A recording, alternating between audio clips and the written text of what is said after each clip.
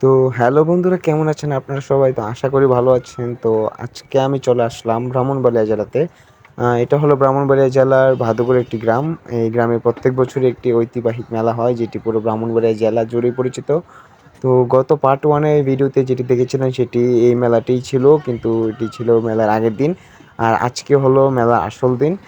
তো এই মেলাটি বছরে শুধু একটি দিনই হয়, আর এই একটি দিনই পুরো ব্রাহ্মণবাড়িয়া জেলা জুড়ে মেতে থাকে, কারণ এটি ব্রাহ্মণবাড়িয়া খুবই ঐতিহ্যবাহী একটি মেলা।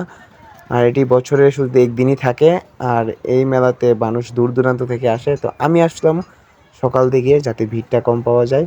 আর এখন আসলেই ভিড়টা কম, নয়তো বিকেলের দিকে অনেক প্রচুর পরিমাণ মানুষ থাকে, যার কারণে মেলাতে হাঁটার মতো পরিবেশ থাকে না, এরকম একটা অবস্থা থাকে।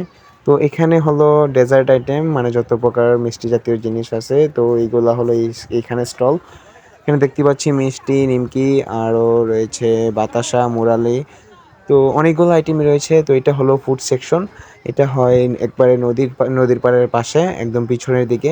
তো ফুড আইটেমের সেকশনগুলো আলাদা হয়। তো এটা হলো পিছনের দিকের সাইড, আর এই দিক দিয়ে আমি পিছন দিক দিয়ে সামনের দিকে যাব। আর সামনের দিকে হলো যত প্রকার মাটির আইটেম রয়েছে, মাটির ব্যাঙ, তারপরে মাটির গরু, মাটির ষাঁড় ইত্যাদি নানান প্রকার জিনিসপত্র এখানে পাওয়া যায়। মানে এই সাইডটাতে থাকে, এই সাইডের এই স্টলগুলোতে থাকে। এখানে বাচ্চাদের খেলনার মাটির পুতুল অনেক কিছুই থাকে। তো এই মেলাটি প্রায় সব কিছুর সমাহার মিলে একটি মেলা। আর এই মেলার আরেকটি বিশেষত্ব রয়েছে, যেই দিনই এই বাদুগরের ঐতিহ্যবাহী মেলাটি হবে সেই দিনই ঝড় বা বৃষ্টি হবেই।